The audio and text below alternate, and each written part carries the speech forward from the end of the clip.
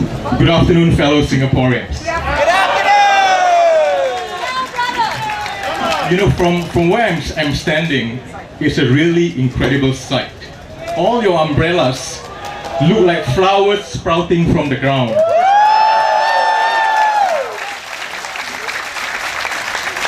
And that's really what the white paper should be about. It should be about a grounds up movement. It should be about celebrating the diversity of flowers that are at Hong Lim Park right now. Now, fellow Singaporeans, the white paper has stated that it places Singaporeans at the core. The question is this: has it really? Do you believe it? Now, what does it mean to place Singaporeans at the core? My argument today is that the white paper has not placed Singaporeans at the core.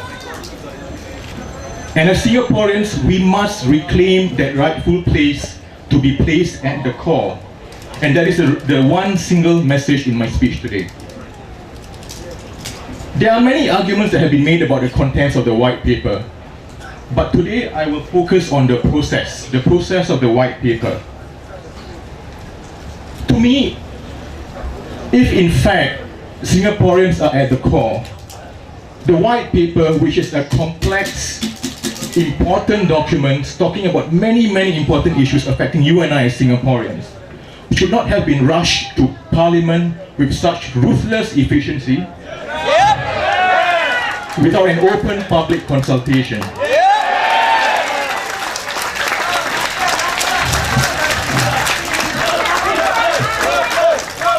I ask you this: where was the voice of Singaporeans in the white paper debate?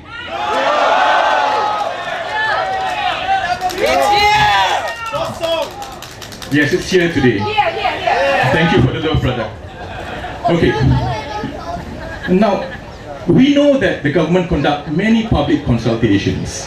They do many briefings on a lot of issues which are of lesser significance compared to the white paper.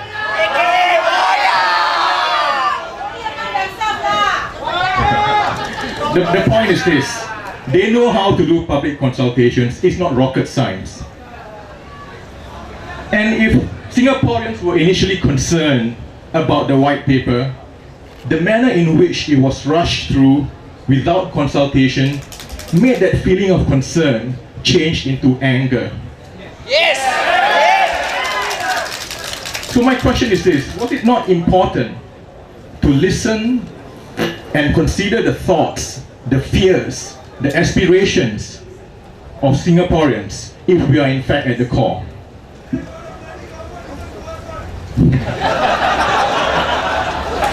Now, we all know there's a Singapore conversation, okay?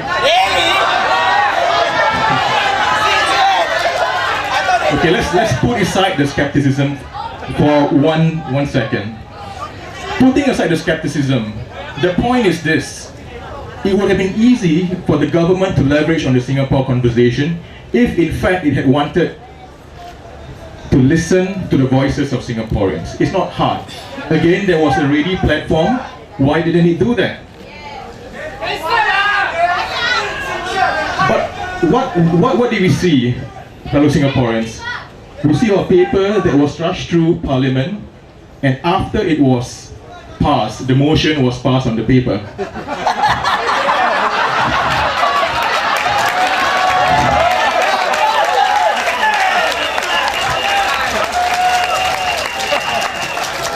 So, after the motion was passed, what was the byproduct?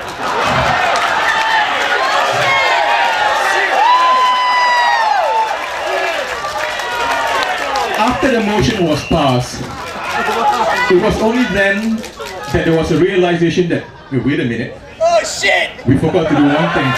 Thank you, brother. We should have consulted Singaporeans and keep the debate going. To me, that is putting the cart before the horse. Or the phrase that I used when I was a child, terbalik kot. So my question is this: why is it that the entire machinery of the state forgot to do this public consultation?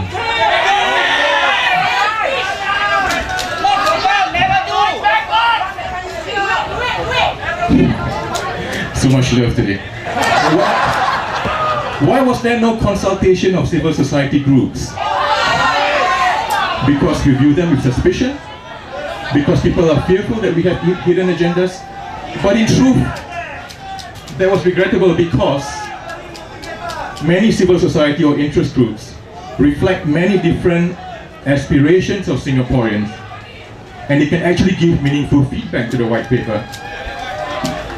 The other thing that troubles me, I have a blog, and I think many of my fellow speakers here also have blogs, is that the attitude towards social media and blogs is regrettable.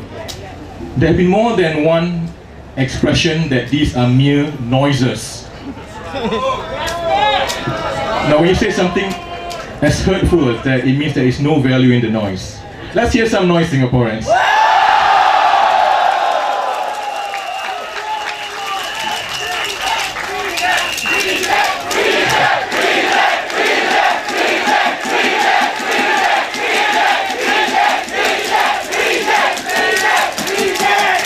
You know, you are one incredible crowd.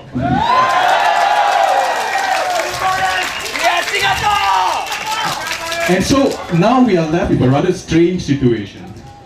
The motion was passed in Parliament. And now, after the motion has been passed, there's a realization that we should do a public consultation. And now, in light of this, many might feel, you know, what's the point of it because the motion has been passed? Right? And this raises a small question. So what happens if after doing a public consultation, the government realizes that, hey, maybe Singaporeans don't like the white paper after all? Will Parliament then reconsider the motion that has been passed? I strongly feel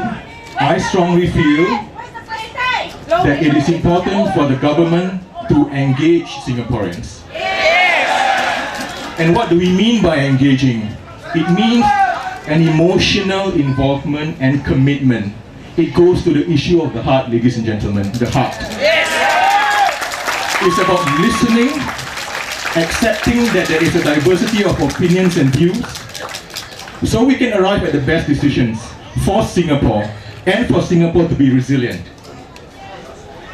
I think we already run a high risk of groupthink. Groupthink means that people come together, they're all similar, and they think that there's only one right way of doing things. And that there is a misperception that only elites are fit enough to think for Singaporeans. Do we agree with that? Now, let me read to you an editorial in the Sunday Times, and this was the Sunday after the Friday that the white paper was passed.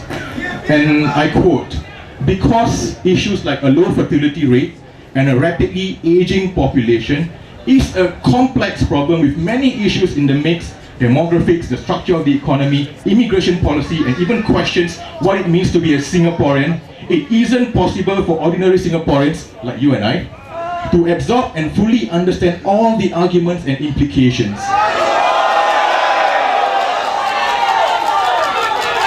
Do we accept this?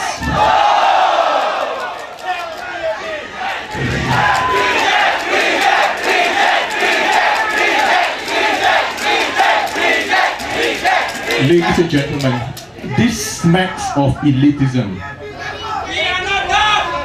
I don't think you and I are incapable of deciding the future that we want, the physical space that we want, and the social space that we want, and the future for our children.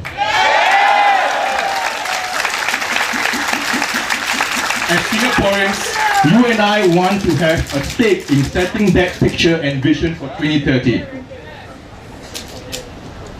Now, had there been a consultation, my view is that a lot of the fundamental problems with the white paper could have been avoided, or at least they would have thought harder about certain assumptions. For instance, we take it as, the white paper takes it as a given, we must have a total fertility rate of 2.1. Now again, that may not be the case because there have been arguments and discussions that we might not hit 2.1 because Thank you, brother. I have 7. Sorry, 6.5 because 1 is coming up.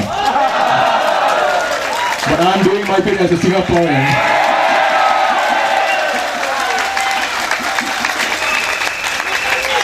Another example of what the white paper missed was the issue of social mobility. Now, we live in society that has got a very large income gap. Have you heard of the term Gini coefficient? Yes, I'm sure we all know that. And again, this is something we don't want to be top of the class of. But a UN survey puts us as number 2 in certain developed economies in the world. So my question is this: with immigration coming on board, what do you think will happen to that income gap? It's going to be wider. And that means that the divide between the haves and the have-nots is just going to grow wider. Is this the Singapore that we want? Another issue that the white paper did not discuss is what is the effect of immigration on prices, on the prices of property, on the prices of the basic goods that you and I pay for. And in terms of immigration policies, will there be more transparency and accountability in the implementation of immigration policies? No! So these are just some of the issues which I think could have been more properly discussed and debated had there been a public consultation, because Singaporeans will definitely bring up these issues to the government. Now, there was this other Straits Times commentary which says that Singaporeans should get over the emotional hump. Do you think this misses the point? Ladies and gentlemen, the point is that issues in the white paper are also emotional issues. They are emotive issues. They are issues of what it means to be a Singaporean. They are issues of what kind of physical and social space that we want for us and our children. And so the white paper has to appeal to our hearts in as much as it has to appeal to our intellect. Now, you don't win the hearts of Singaporeans by ruthless efficiency and rushing through a white paper in Parliament. So now that the motion has been passed by Parliament, my view is that it must ring hollow, because your voices and my voice has not been heard. But there is still room to make amends. There is time for the government to issue a green paper, which is a practice in some other countries, where there is consultation of the public. Have an open public consultation, consult various groups and civil society, and the green paper will take precedence over the white paper.